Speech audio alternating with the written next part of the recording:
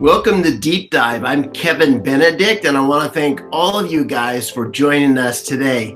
My guest today from the other side of the country on the East Coast is content strategist and expert around content and the CMO of Acrolinx, Chris Willis. Chris, thanks for joining.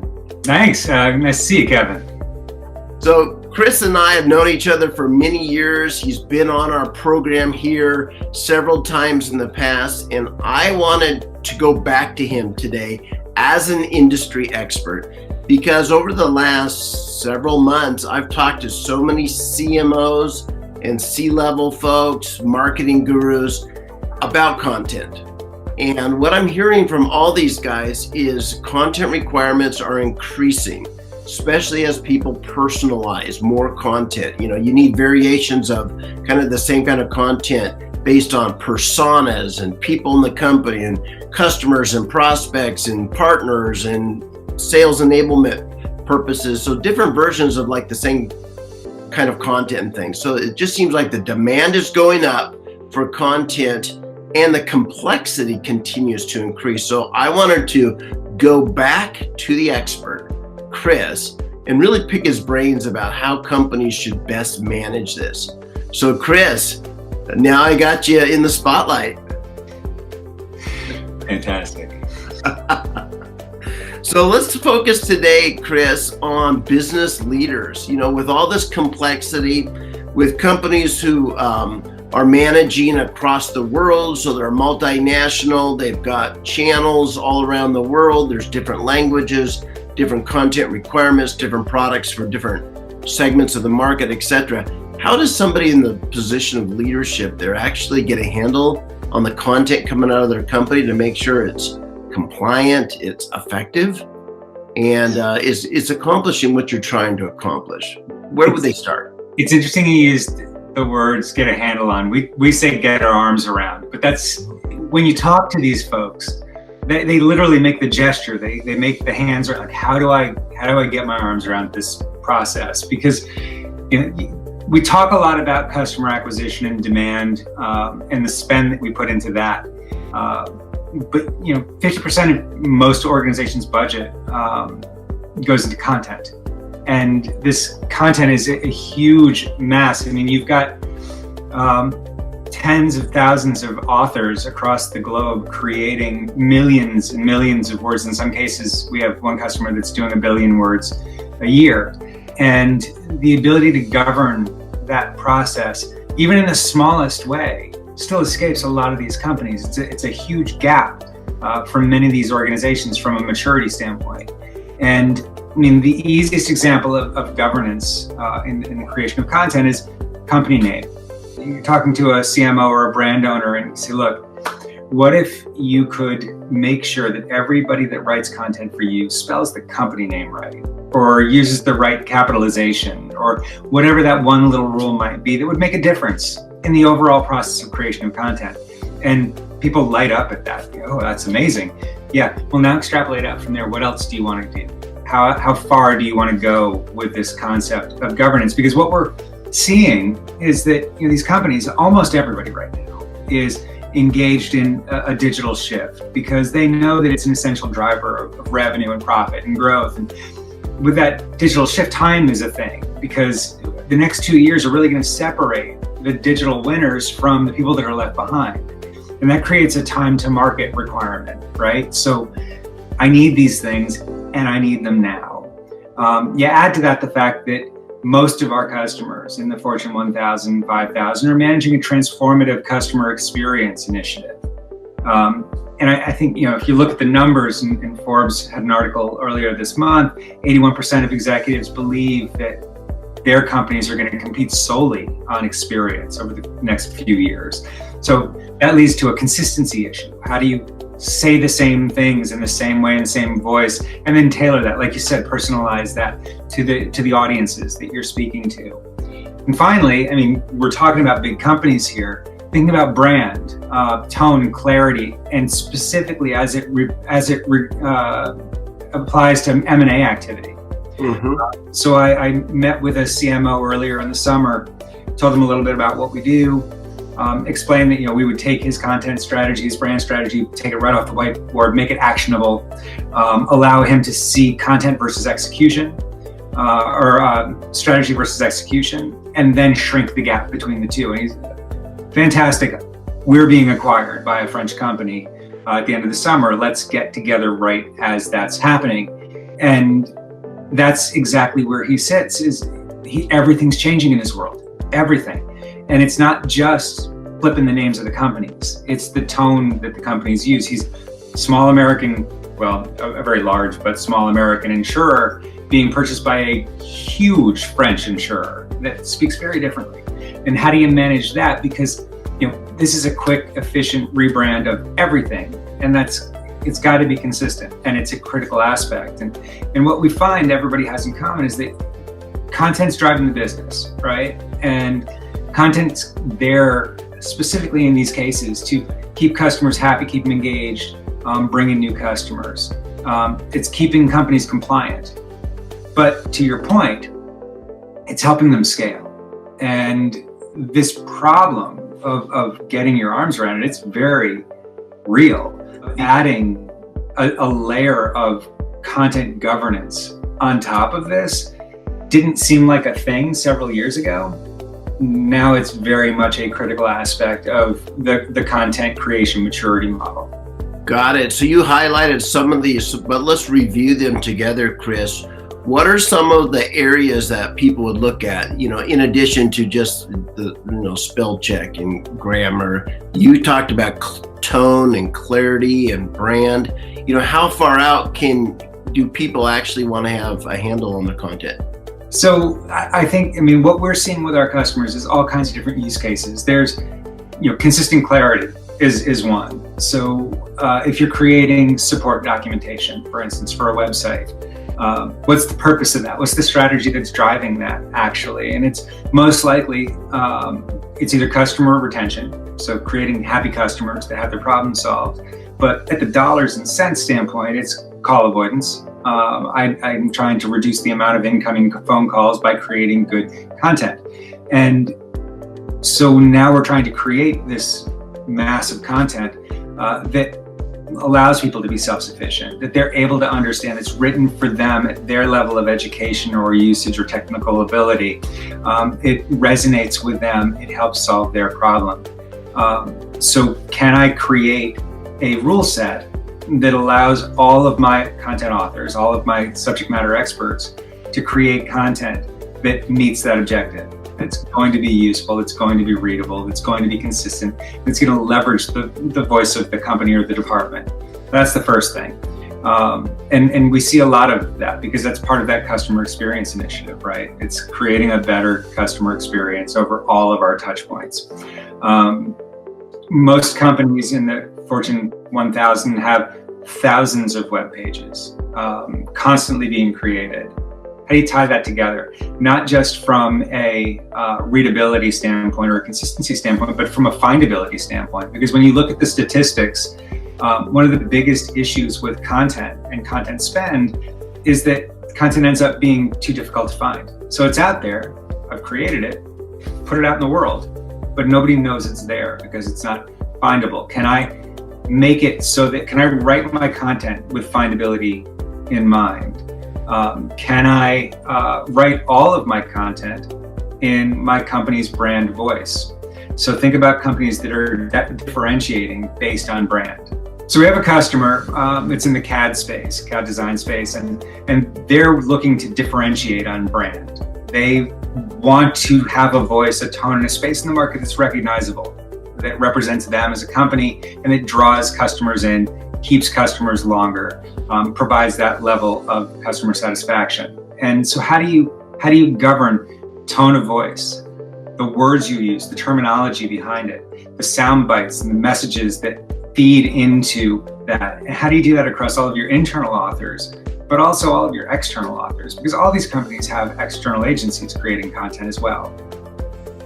Yeah, we just launched, matter of fact, yesterday, a new site called regalix.tv. And I come up with that. I mean, we have these interviews, we publish the interviews, and then different people in the company create the titles and the captions and things like that. And I have to go back and say, that's not the central part of our video. Mm-hmm. Let's make sure that when we describe the video, we describe, so the content is a challenge for everybody, especially if you have different people doing different parts of it, isn't it? Absolutely. I mean, so the way that this sort of works in any organization, right, is that you've got this content team that's tasked with creating something, and they're super excited about it. They don't actually have the ability to write it, though, and that's the subject matter experts. And what we're seeing, time was when there was authors, that you were hiring writers, but that doesn't happen as much anymore. Your writers now are your subject matter experts. They're product marketing, they're actual developers. There are any number of people throughout your organization that are creating content, and they're smart as heck, but they're not writers. So they have the concepts, and they throw it on paper, and then they hand it over to the copy editors, and these guys look at it and they're like, it's good, but it's very hard to read. And our audiences, and now we start to think about personalization, our audiences aren't going to understand this, and our audiences could be one or many. I also have access to these external authors and content improvers, and they can help, but they're expensive. And so now I'm sort of in a feedback loop. I'm in this cycle of subject matter experts to copy editors, and we're trying to improve this to a point where it's understandable, it's able to be personalized, resonates with our authors, and reflects sort of the style and the voice and the tone of the company. And now we send that off to the stakeholders, right? So this goes to the folks in the organization that are going to say, yeah, I think this is good. And that's not what they say, literally ever. They do start with, I think, but it's, I think I'm smarter, I think I know more, I think I have better ideas. And now we're in the next feedback loop, and we're stuck here for a while we try and get agreement with people that are very important and have titles. Finally, we get to a point where we're like, okay, we got something. This is an interesting piece of content. Cool. Have you shown it to legal yet? Next process. We need to go through legal, because we are a Fortune 1000 company, and we have rules, and we have compliance and regulatory issues that need to be addressed by our legal team. And now we're in the next cycle. And so we're taking time away while we're waiting for legal to do this. While we're doing this, the content team back at the beginning, they're sitting there tapping their foot saying, we need to get this. Demand is waiting for this. Somebody's waiting for this content. A couple things happen as a result of this process. One is, it's likely that the original story is lost. More likely that by the time it reaches the end of the process, it's not relevant anymore.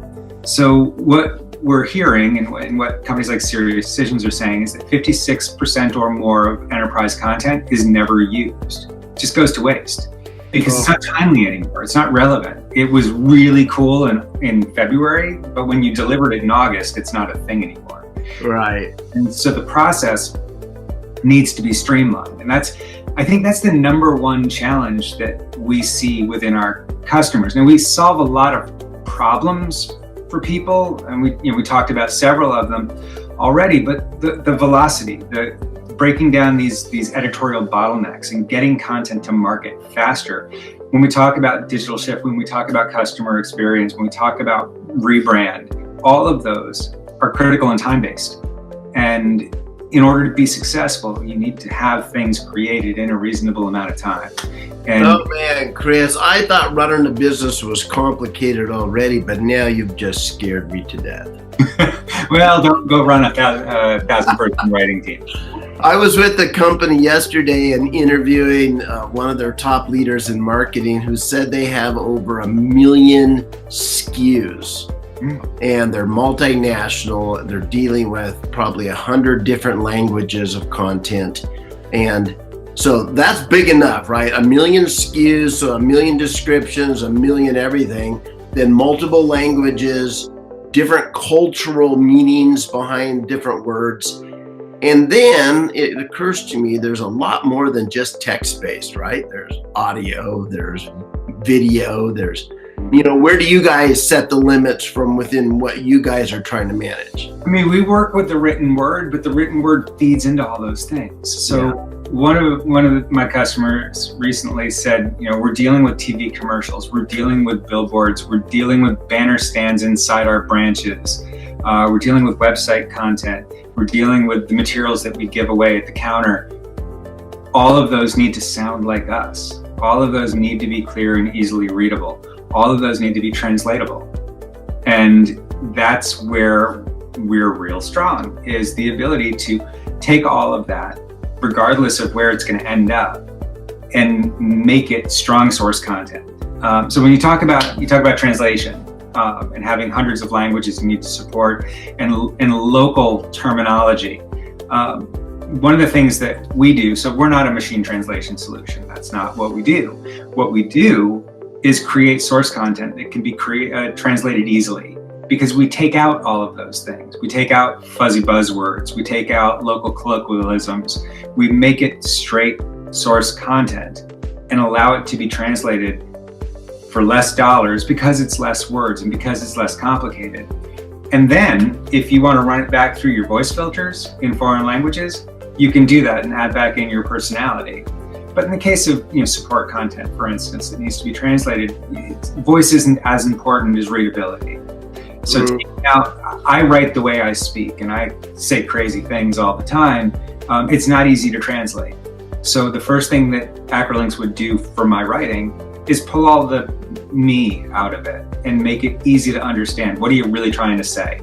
And that's going to cut 50% of the words that I use. I use a lot of words. I don't know if anybody's picked that up yet if you're watching, but I use a lot of words. And we're going to cut that in half.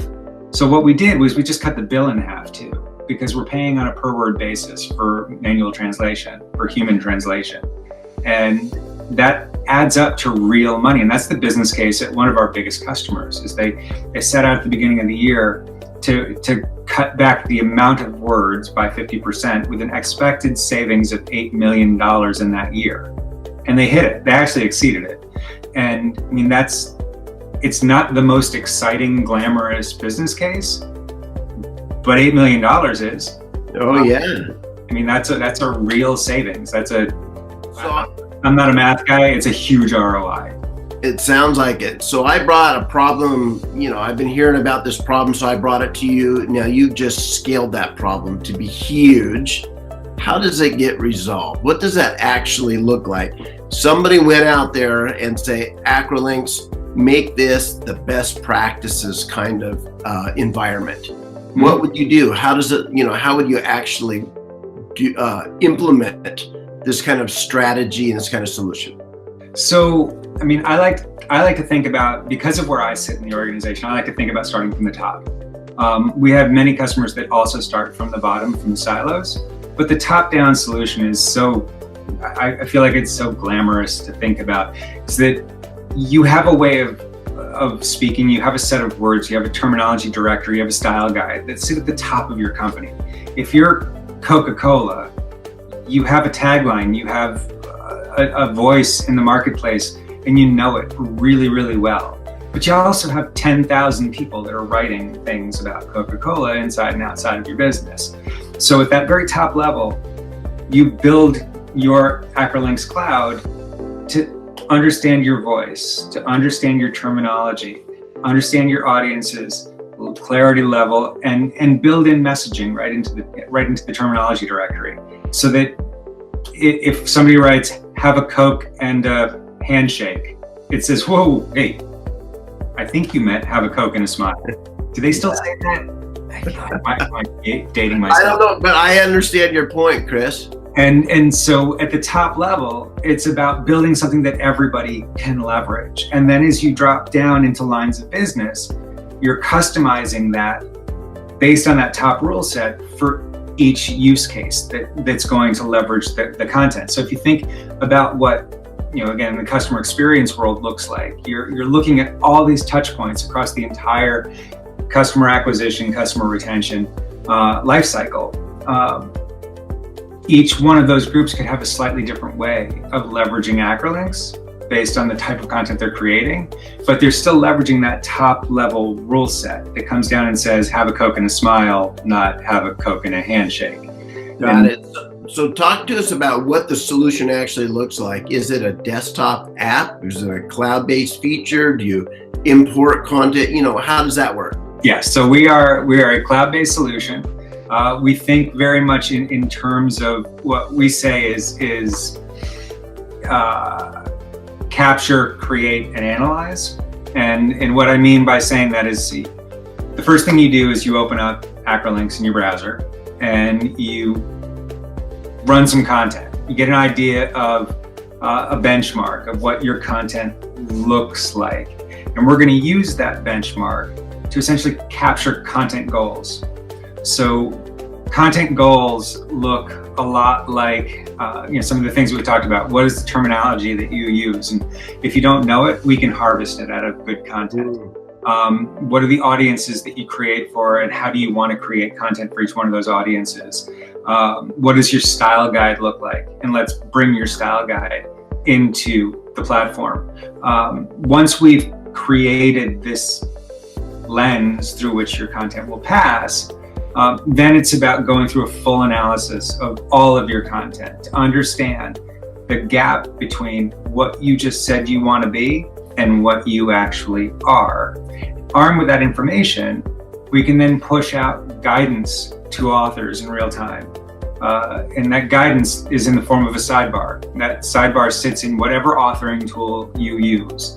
So I'm using Microsoft Word, Google Docs, inside your CMS, inside Adobe tools, inside development tools, GitHub, and it allows you to check the content that you're writing, and it gives you back, very simple things like spelling and grammar, but very complex things like this is not the proper messaging, these sentences are too long, your header is incorrect, into findability.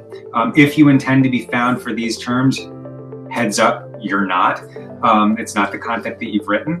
And all of that just lives in the sidebar and presents you back all of your findings. So in real time, you can literally click and replace content in your document and create content that is compliant, that is aligned with the overall strategy. If you are a company that is at a much higher scale, you can automate that process. So we have customers that are leveraging GitHub and doing essentially continuous integration of content creation. So pulling in, checking in content at night, Git is feeding to Acrolinx, Acrolinx is checking and grading, that all of the results come back in the morning, changes are made, and it's checked back in a cyclical cycle.